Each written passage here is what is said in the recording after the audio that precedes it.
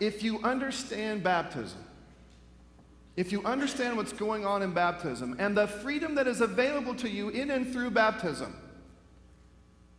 you probably cannonball into that pool. And I'll be fine. I mean, if I'm the one in there with you, I'm just tall enough to not get drowned by your cannonball.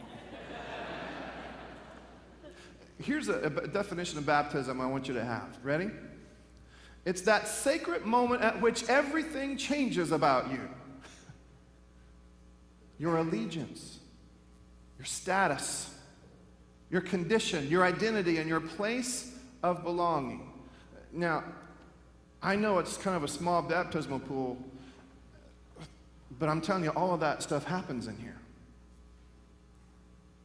It doesn't seem big enough, does it, for all of that to happen, but it all happens right here.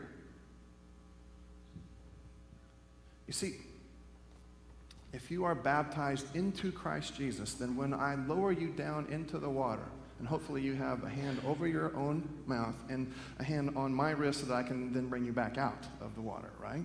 But when I lower you down in, you are being identified with the death of Christ. It's as if sin and death are doing their best to you as well. And sure enough, buried with him in baptism. And then, because we don't leave anybody down there, raised to new life. You are different when you come out of the pool. We have the audacity, you talk about audacity, you ready for this? We have the audacity in our tradition to say this about baptism, that out of the pool, if you have been identified in your baptism with both the death and then the resurrection of Christ, you are then like Christ. Some of the same things can be said about you that are said about Christ. You, here's the audacious part, ready? You can be free from the tyranny of sin. Now, some of you sitting where you are do not believe that. Some of you sitting where you are feel like, no, I'm human.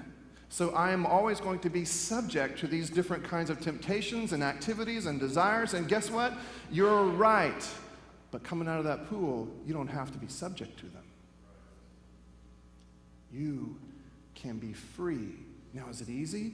No. It's not easy. But we believe in a power that goes deeper and runs hotter than sin and death. Do you?